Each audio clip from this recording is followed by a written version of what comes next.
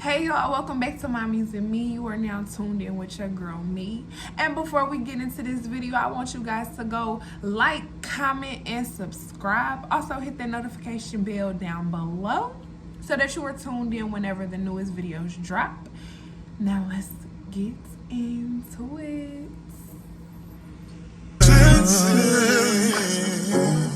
I love you with everything. P.S. I hope that you feel me. Hope you know I got you without a doubt in my heart. Yours truly. Okay, y'all, so what we're going to be talking about today is something that we go by, we live by, and we bond by in my house. And that is the open door policy. What the open door policy means to my household is that whenever you need to talk, whenever you got something that you want to say, whatever the case may be, you say, I need some free space, and then you let loose. Like you say whatever it is that you need to say, whatever it is that you need to get off your chest, you say it, and there are no repercussions. I feel like that is the most important thing that you can have in your household in this day and age, because it's so much going on. It's so much that we try to shield our kids from, and we try to make sure that they out of harm's way, that they not being involved in anything that they shouldn't be involved in. We trying to make sure that we do the best we can to make sure that they are a-okay. But we live in a generation where every parent ain't raising their kids with the same morals and to have the same mentality that your child has. So my thing is, kids are being exposed to a lot more than they should be, or kids are being exposed to a lot more than what they being taught at home. So I think that the best thing is to have the open door policy.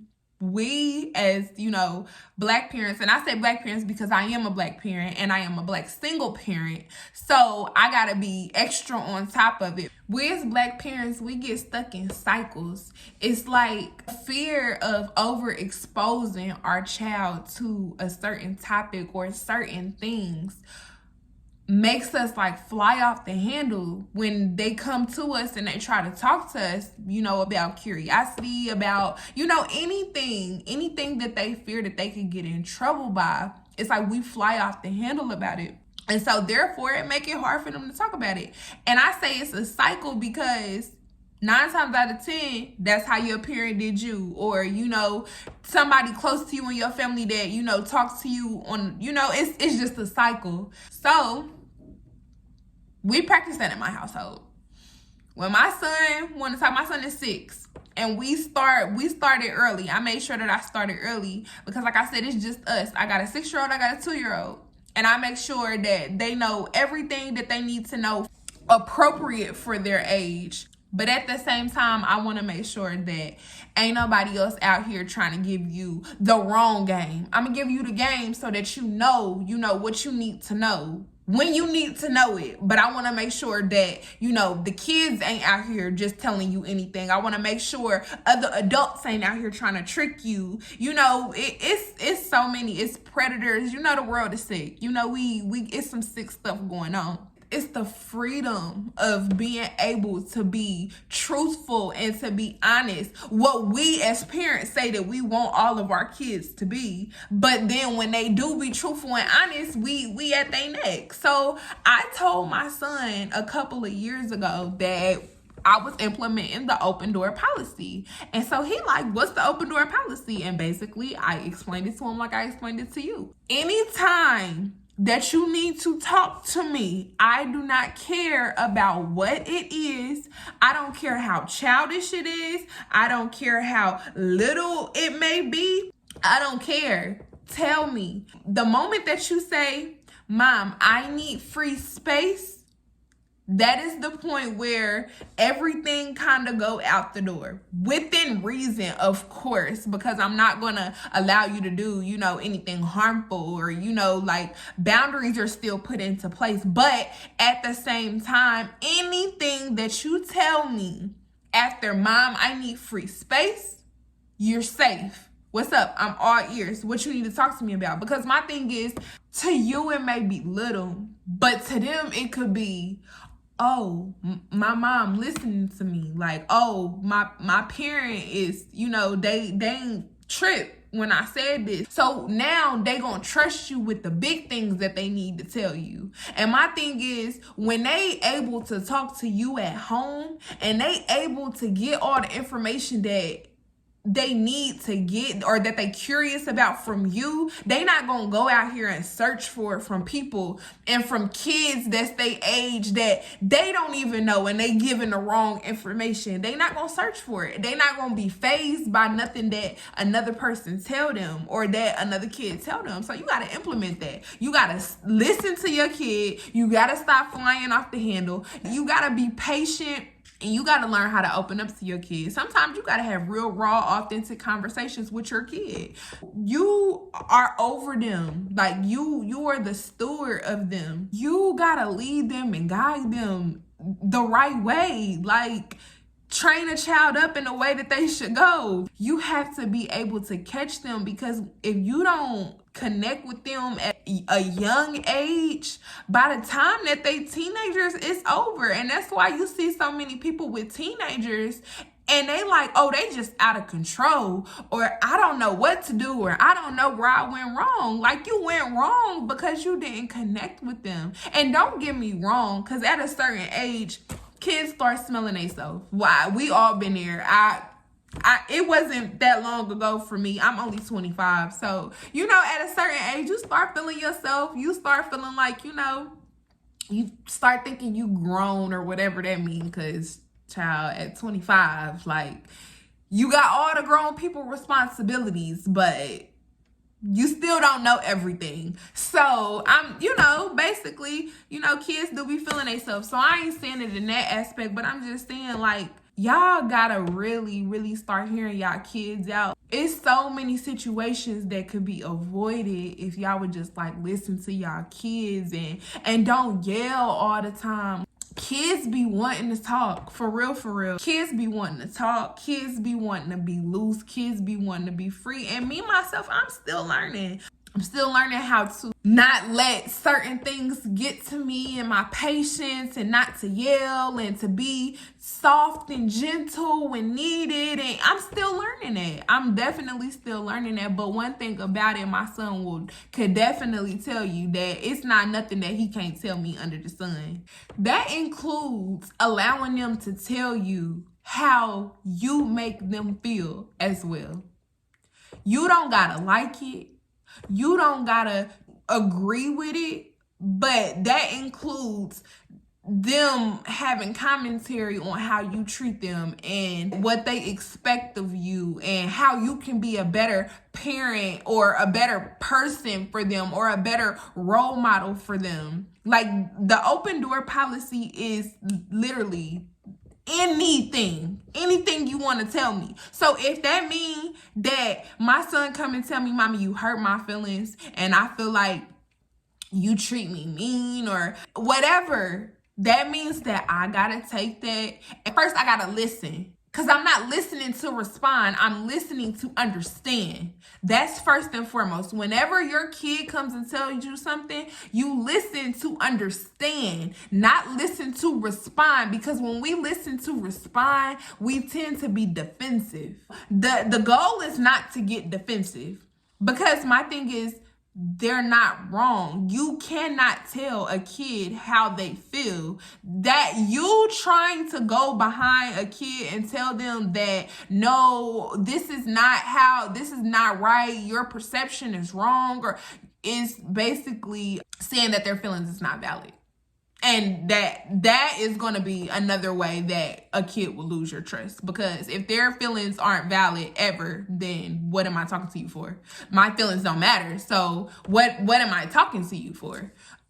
You gotta be able to accept the criticism and work, genuinely work to be better. You can't just hear what they say and you like, oh, okay, well, whatever. That's not how it goes. Kids are real live human beings with feelings, and I don't care how old they are. They know what they want and they know how they feel. I just feel like you need to talk to your kid. You need to get in their mind while you have the chance, because once you lose them here, it's over. I mean, you could work, but my thing is, look at this. It takes 21 days to form a habit.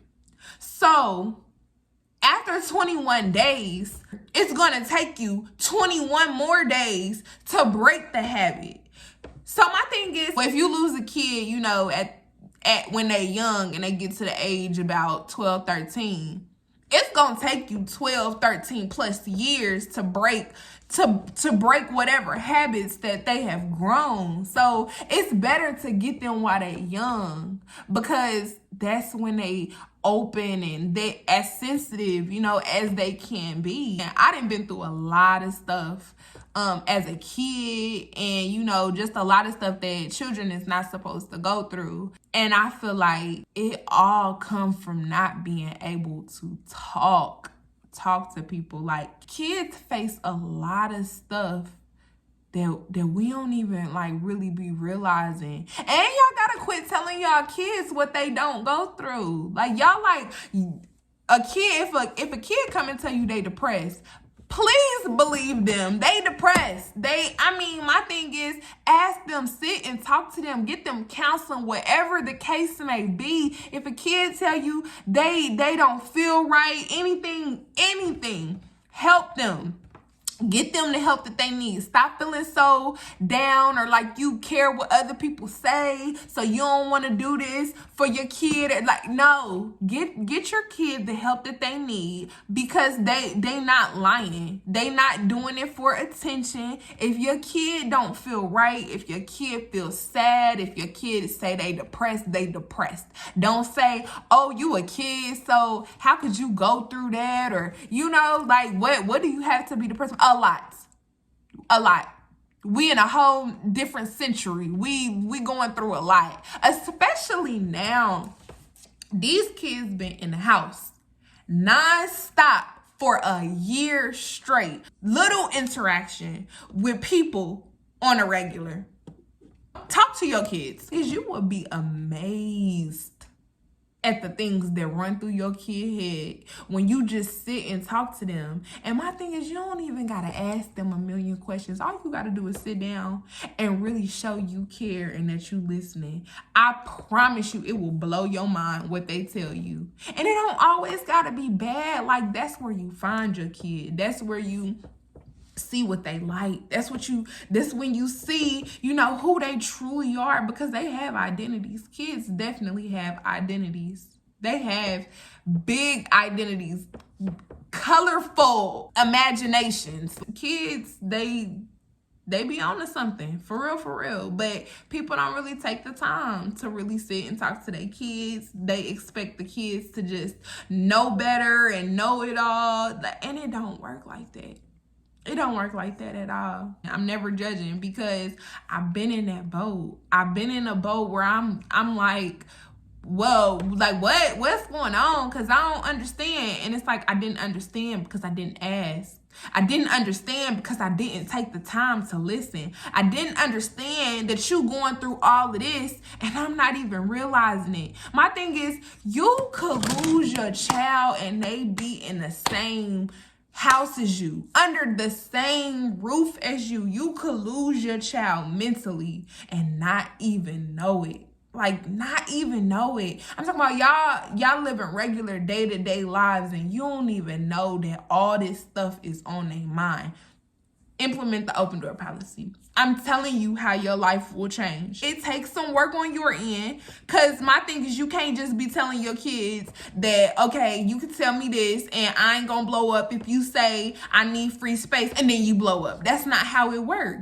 You are literally gaining your child's trust so that they can tell you and know in their heart that whatever they gotta come and tell you, They could tell you and you not gonna blow up. So you gotta make sure that you stick to what you say. You gotta brace yourself. If you feel the need to blow up, do it after they walk away. You gotta stand in and be that confident in that moment. It's teamwork. It's literally you working to become a better parent, your kid working to trust you more. And then in return, I promise you that the behavior will be better, because kids typically tend to act out when they feel like they're not being heard, when they feel like it's already a stigma over them. That may be the key to having the best relationship with your kids.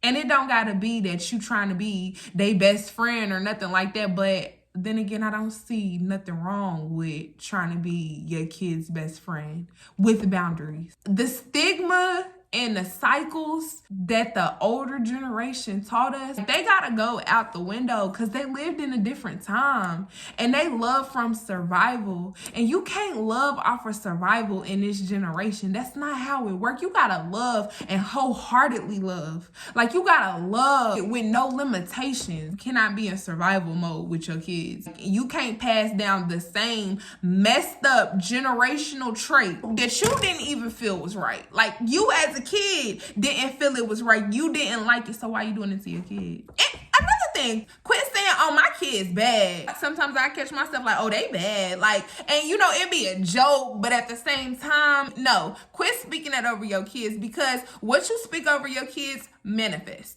Oh, my son bad. Oh, my kid's bad. Now you got bad kids running through your house and you wondering why. Because you spoke it over them. That's why. I'm just trying to give y'all tactics to reach these kids, because it's so many kids that's going astray out here. It's so many kids who just want to be heard. It's so many kids who just wish that they had a voice. Don't show your kid that their voice is invalid, especially at a young age, because it's already bad enough that they about to go out into the world and the world screams that they invalid.